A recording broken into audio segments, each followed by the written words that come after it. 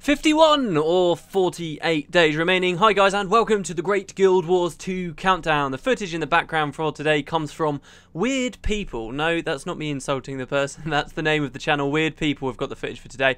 There's going to be a video, I've only looked at the title right now, called Boooootay, which sounds brilliant, and also probably some Norn stuff too. So thank you very much to them, and you can find a link in the description down below.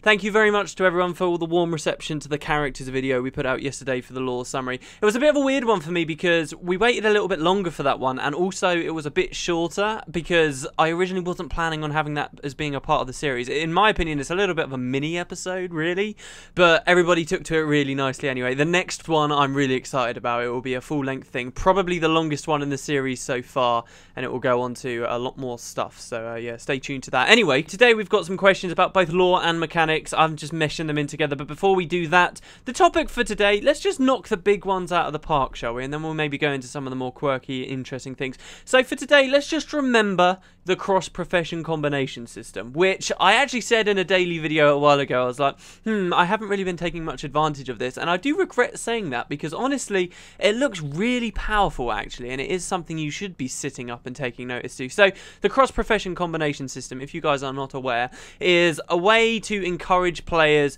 to combine and synergize their abilities and skills and what they're using and when. It's the concept that one elementalist might this is the tried and true example here, an elementalist might lay down a firewall, and then a ranger might shoot an arrow through that wall, thus igniting their arrows and maybe causing them to set enemies on fire or do burning damage. It's really quite cool, and I think a very necessary system within Guild Wars 2, in that they have removed the Holy Trinity, which forced dependencies but not necessarily forced teamwork, which is, I think, how John Peters likes to describe it, and I very much agree. The Holy Trinity had a lot of problems with it, and Guild Wars 2 is trying to get rid of that. It still remains to be seen whether it is a good move to get rid of it entirely. I'm certainly an advocate for the removal of the Holy Trinity, in particular just monks. It was so annoying waiting for monks, and playing as a monk was always super boring to me, so I'm happy that that's gone. But they have basically broken the Holy Trinity, and there is that question now of, well, how do we make it feel like we're playing together and not alongside one another, which is a criticism I came up with on a very recent video.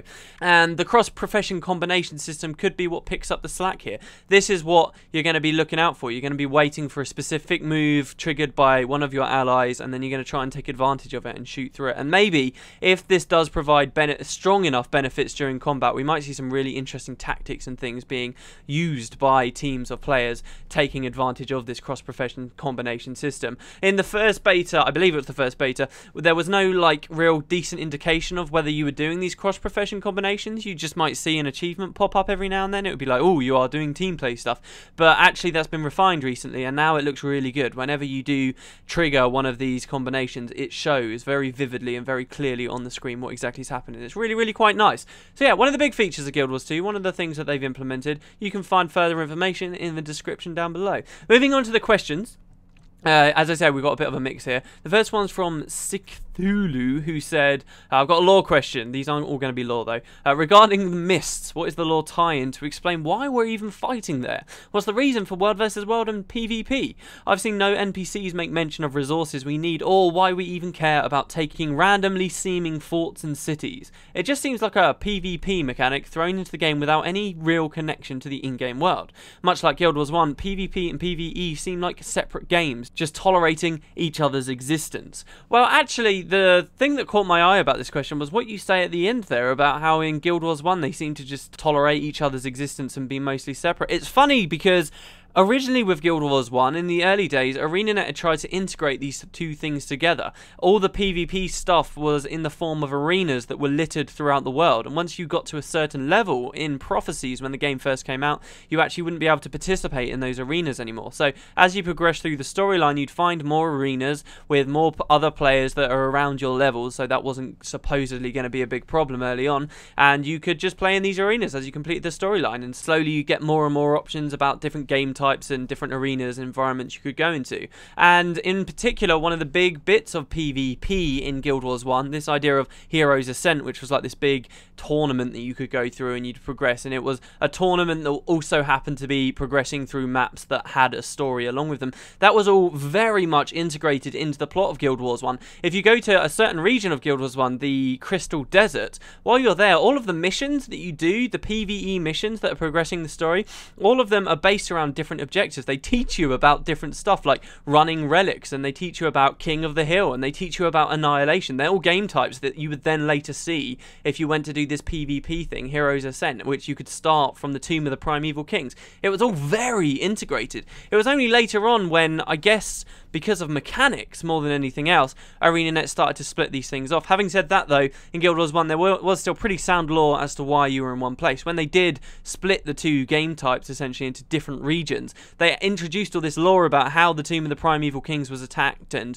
these arenas were closed and what the new place was, and it all made a lot of sense, and this portal was there and stuff, and it all fit and it was all fine in the story. But now we come to Guild Wars 2, and I think you're right, it does just seem very separate, doesn't it? There's no real lore for why we're there, and you're right, why do we care about all these random places out in the mists? Honestly, I'm hoping it will be there, but I haven't seen it in any videos, anything I've read, or anything I've seen in-game either. The most we see is you just wander around certain places, and near the Asura gates you'll see people saying, oh, participate in the Mist War, there's a giant war happening, and you go over and you speak to the guys, and you're like, oh, what's this about the war? And they just say, oh yeah, they need reinforcements. And that's it. They don't tell you anything else. And it's a bit of a shame, really. I do feel like they're kind of missing out. It's weird because we even had lore in the movement of the world before Guild Wars. When Guild Wars 2 was very, very early in development, we had lore established that Balthazar had built this temple in Lion's Arch and created this portal there. You go there in game, there's no portal or temple there. It's just another Asura gate. It's just an Asura gate that takes you there. So, I mean, has that all been scrapped now or what? It hasn't been fleshed out that much. You're totally right. I mean, the mists themselves are still sound and they're not breaking any rules that they've set up in the lore there. The mists are exactly what they've always been described to be. And for competitive PvP, it does make sense. I mean, the mists are just replicating significant moments in the histories of the worlds that they're around, which does make sense and it does fit in lore. But it's very, very separate. And particularly for World versus World, it is curious to me, and I think you're right. But I am hoping, I'm not saying that there is no lore at all. Maybe when we get in game, there will be some, and maybe I've just missed some up until this point. If I have, let me know in the comments. But I'm almost 100% sure that it really is a bit of a fob off at the moment, and there's not that much there. The next question is by Tono Traitor 1,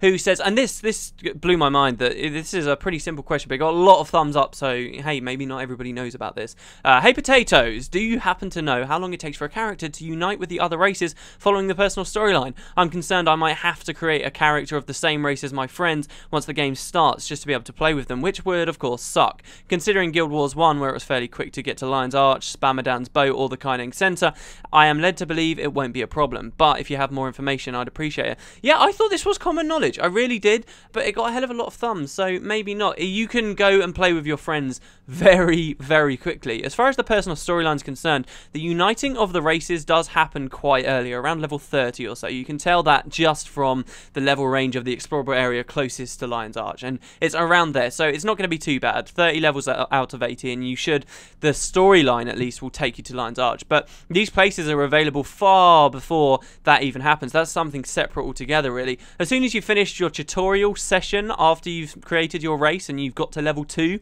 that's it. Then you can just go straight into your main character's city, go through an Asura gate, and then play with any of your friends you like. Now, if you ask this question because you only care once your personal stories have like converged together, which would be a valid thing to say, then you can still go and play with your friends before that if you want, because you can just come in to their personal story and just be there as like a friend to play through that personal story with them. So if you created a char and your friend is playing as a Norn, you can go and play alongside him while he's in all of that early game stuff getting up to Lion's Arch, and vice versa for him too, and you'll get rewarded for that and you will get experience and karma for that, so that's fine. The game will encourage you to do it, but yeah, it will be about around level 30 before you're both on the exact same story and you can go through all the same personal story instances together and make all the same decisions from there on out. So don't worry about it too much. I mean, straight away you can go and play with your friends, and it doesn't cost anything to go in the Asura gates or anything like that, so don't worry. The last question is from Sinrad, which is just a bit of a mind boggler really, which I thought was a good question. Quick question, do we know what exactly happened to the Gargoyles? In the timeline on the wiki it states that they just mysteriously disappear. Now I was talking to someone about this a while ago. I'm actually hoping it wasn't in a video. I'm almost 100% sure it wasn't in a video. But this was something that went totally over my head, and it's really thrown me off guard. It's a really interesting, strange thing that's happened in the lore. So the Gargoyles were a race in Guild Wars 1 that just had nothing going on with them. Pretty much, they just hung about. They were in 2 main areas of prophecies, and that was pretty much it. You would find them a little bit in Eye of the North as well, but in that general area of the world. You found them in Ascalon, so they were walking around there, and you could fight them, and they were just things to kill. They didn't have any lot. I don't think they had a single quest about them, unless it was just collecting their skulls to give to a collector or something. And then when you got to Kryta as well, just over the Shiver Peaks, there were Gargoyles as well, but they were pretty much just reskinned Gargoyles. And these enemies weren't that distinctive at all in any way. They had no lore. The most interesting thing there was to know about them as a player of Guild Wars 1 was they had this unique skill where they would resurrect one another quite quickly, and it was quite uncommon in those earlier areas of the game to see enemies resurrecting one another, so that made them slightly unique to fight. But as far as lore is concerned, they were just things that were on the world. And then ages later, when Eye of the North came round, up in the Char homeland, same region-ish of the world, you would find more Gargoyles there. But that was it. There wasn't anything else about them. Now, in Guild Wars 2, I hadn't noticed it because they were such a small race, just nothing going on. They're not in Guild Wars 2 at all. They're just not there. They're nowhere to fight, and there's not really been any story about them. But it does have on the timeline in the wiki that they mysteriously disappeared in a certain year. Now, that's not on the timelines in the books, and it's not on any like official blog or anything, but I believe this comes from an interview at some point. And whoever interviewed one of the lore devs and said, what happened to the Gargoyles, I find that hilarious that that was on your mind. But that the developers came back with this specific year that these guys mysteriously disappeared is very interesting to me. So it's one of these races that's kind of stepped back for a while, but hey, maybe with one of the expansions going forward, they're going to reappear and we'll find out this crazy story about why an entire race just vanished off of the surface of Tyria. It's very much kind of like all this interdimensional utopia-ish stuff. So if we might ever go back to that, then we might see that. But yeah, a crazy little bit of lore that I wanted to talk about on a video because it's not that often with me anymore. I find some like really interesting little tidbit that's out there and I'm like, whoa, that kind of blew my mind a little bit. So yeah, hopefully that did for you guys too. The Gargoyles, what's going on with them? To answer your question, we don't know. We don't exactly know, and I think that's one of those cool little mysteries. Obviously, we will find out eventually. They'll just be there at some point, and we'll be like, oh, hey, I remember you guys. How's it going? There you go, guys. That's a great Guild Wars 2 countdown for today. Thank you very much for watching, and keep the questions coming. I've been loving all the comments recently. I really have. It has not been hard to find something cool to talk about, so thank you very much for that, and I will see you tomorrow, one day closer to the launch of Guild Wars 2.